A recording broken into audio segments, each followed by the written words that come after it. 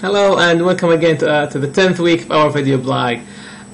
This week there's an exciting topic. It's about interactive and collaborative learning, which is almost not as different as the one that we did before on blended and wikis and collaborative environments. However, this one is more about distance education and how this trending learning experience is becoming into our educational systems and universities and colleges. Today I will talk about two of our reports, and I will talk about Dr. Rita's presentation on EPAL, which is really interesting, and then I'll conclude with 2 points to take home. So hang on. The first article that I wanted to talk about is it's called Learning at a Distance, and it's done by Dr. Lina Chen and Dr. Koh in 2008. In this article, they talked about distance education and the benefits of having this kind of education available to the public and to students in universities and community colleges. And in their article, they mentioned a lot of advantages and disadvantages of this environment. However, the one point that really jumped at me in each area of pros and cons is that when it comes to distance education, students are really active learners in these environments, and they are actively engaged with the curriculum, the material, the activities.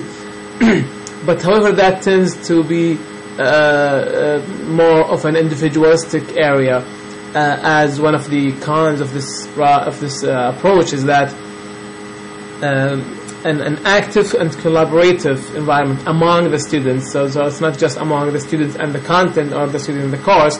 It's more than among the students and the other students at the same distance education course is not reaching the level as face-to-face courses, which is a big concern actually, because we are hoping to provide the convenience of accessing your class anywhere, from any time you want, just like the guy who was commuting between New York and New Jersey, and he earned an MBA from Phoenix, so University of Phoenix.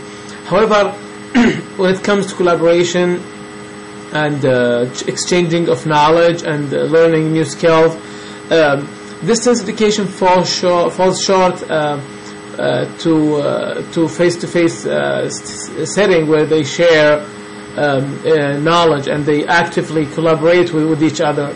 Another study done by Dr. Bank, which is called is Online Life Agrees. He's talking about a successful online instructure need to be synchronous, asynchronous, and how I need to be more of a preparatory to acquire skills and practical strategies for new students. He's talking about distance education should not be only designed as an online strict approach to teaching and learning. It should be more of multiple technologies integrated into the system, where students can find different ways of interacting with each other. If one way did not work for them, let's say like in our situation, on course has really as said by many instructors, really bad discussion boards.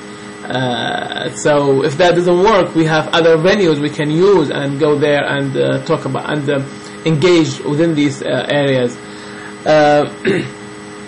My question with the distance education for these two articles is that what they encouraged us to do work for a larger group of students, because one way or one reason we want to do distance education is to lower the cost of universities, providing more access to additional students.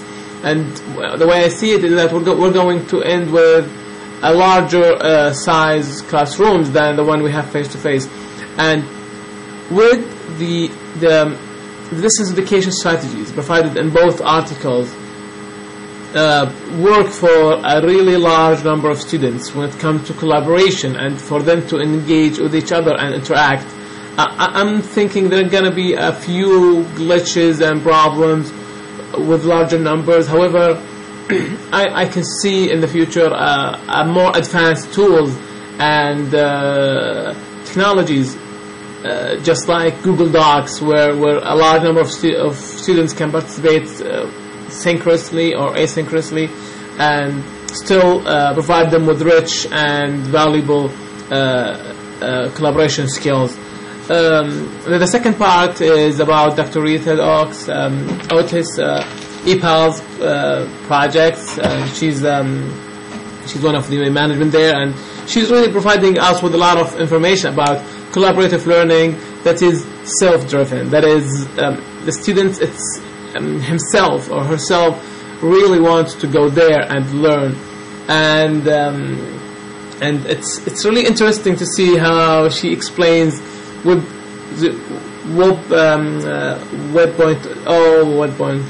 2.0, and all these kind of different webs. It's interesting to see how she looks at them, and the examples she provided us from rural Kansas to students in other countries. It's really interesting.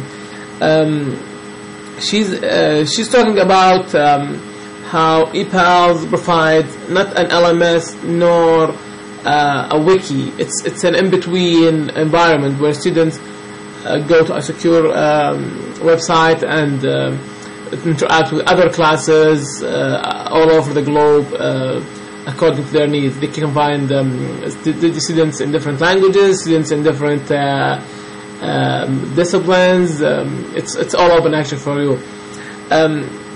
Now, what she's trying to tell us is that, in my opinion, is that there are a lot of options out there, and the classroom is no longer limited to the walls of your own physical classroom. You can be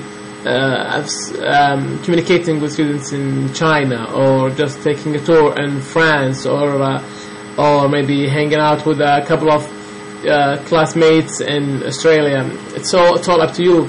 What she's trying to do is that you need just to find the right way of integrating all this into your curriculum, into your content, with a little more of quality control, as they do really good quality control in their EPALS, providing them with they double check the school, the teacher, and they make sure that all the communications between the students are observed by the instructor and approved in order to go to the other end of the discussion. So that is the kind of progress that we need in order to get to the point where distance education and collaboration between students gets to a much rich environment where they really can compete with face-to-face collaboration aspect. That's only in the collaboration. It's not about the other aspects in the face-to-face.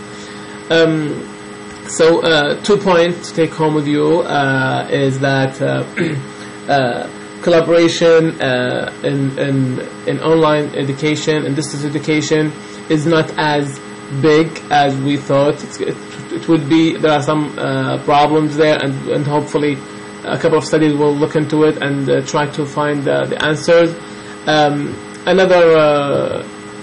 Another take-home point is that there are a lot of free and minimally charged services for collaboration online for students that you can just take a look at and try to see whether it works for your own needs, and then you might embark on something bigger. tonight I actually last night I did my own presentation of the midterm project, and this is, I think, an extension of it. So hope you enjoy it, and see you next time.